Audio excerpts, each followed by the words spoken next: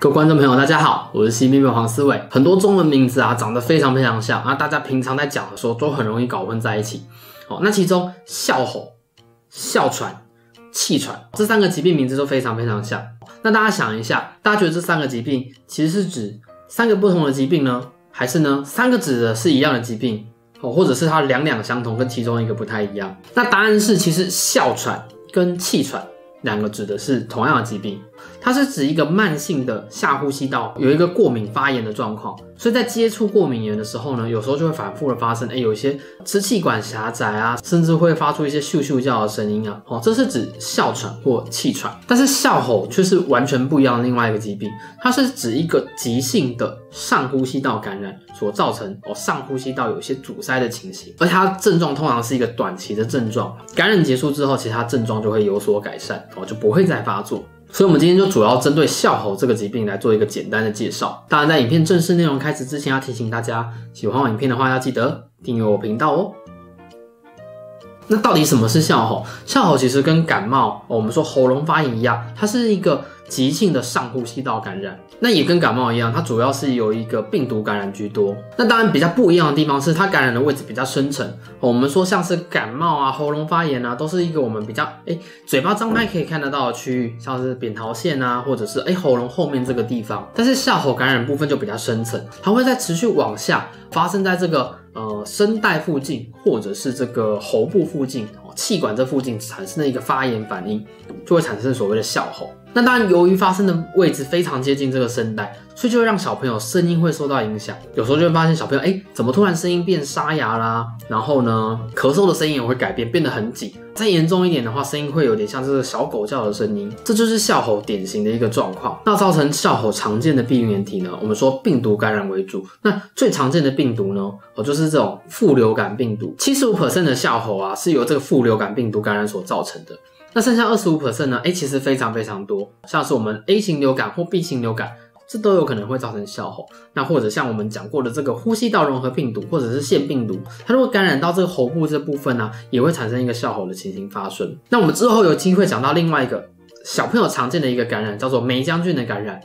它其实也有可能会造成这个哮吼的情况发生。那当然还是要提到我们之前也一直讲过，就是其实你同样的病菌啊，发生在我们大人身上或大小孩身上，跟小孩身上，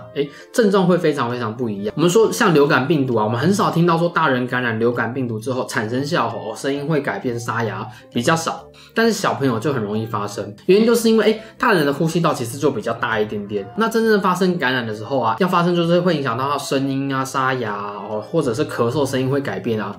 比较少一点点。但是小孩呢，他的呼吸道就非常非常小，所以当只要发炎稍微厉害一点点的时候，小朋友声音其实改变就会非常明显。那当然其实很多病毒感染会有这个季节性啦，像哮吼它其实就有一个明显的季节性。基本上来讲，哮吼啊是在一个秋天、冬天比较容易发生的感染。那它容易发生的年龄层的话，就是比较小的小朋友，这种3个月啊到5岁这段期间，小朋友由于呼吸道都相对来讲比较狭小，当感染到声带附近的时候，就容易产生一个哮吼的发生。当然，感染的一个高峰期啊，是在这个大概2岁上下的时候。那其实哮吼的症状啊，在初期的时候，其实有点类似感冒，它就是会有一些上呼吸道症状，像是咳嗽、流鼻水、喉咙痛，然后会有一些轻微的发烧。那当这个感染啊，一直往下延伸到就是接近这个气管、喉部啊、声带附近的时候，就会听到小朋友声音开始改变，可能会有一些沙哑。咳嗽声音就会改变，怎么听起来声音紧紧的啊？那甚至会有一个典型的，我们叫做 barking cough，就是这个咳嗽的声音会很像这个小狗狗的叫声。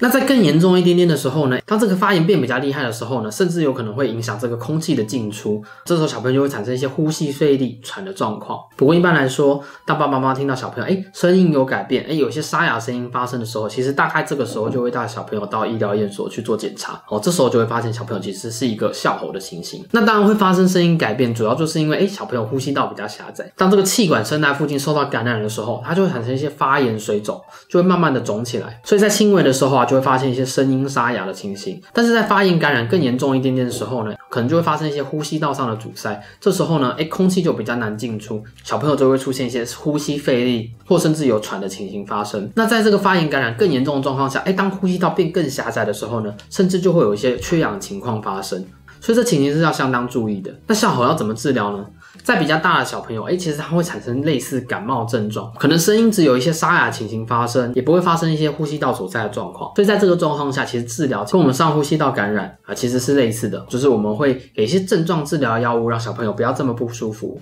然后呢，持续观察到他后续有没有发生这些呼吸道阻塞的情形发生。但是在一些比较小的小朋友，他如果已经发生一些呼吸费力阻塞状况严重，咳嗽很紧，然后呢，这个狗叫声的咳嗽都有发生的时候，这时候就会使用一些吸入性的消肿药物，让这个呼吸道阻塞的状况能够慢慢缓解。同时这时候我们会给予一些类固醇的药物，因为类固醇的药物也有一些消肿的功能。所以在使用这些药物状况下，如果小朋友症状能够顺利改善的话，他的呼吸声音能够改善，他呼吸喘、呼吸费力的状况也能够慢慢改善的话，基本上就是可以回家照顾跟多做观察。但是在一些发炎厉害、呼吸道狭窄严重的小朋友可能需要使用好几次吸入药物，症状才能慢慢改善。如果是这种状况的话，我们就会建议小朋友其实是要住院持续接受治疗会比较好一点。那当然听到这边爸爸妈妈就会知道笑吼其实就主要是要注意他的呼吸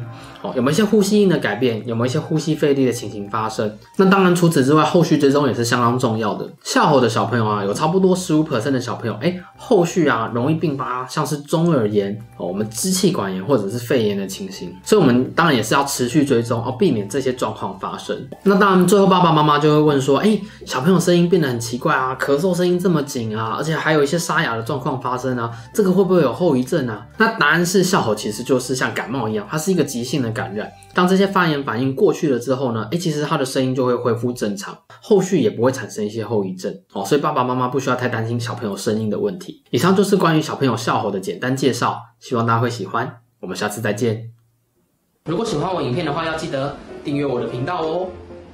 我的脸书也会定期更新，上面会有许多小朋友疾病上的介绍，以及一些有关于小朋友先天性心脏病的小知识，供大家做参考。谢谢大家。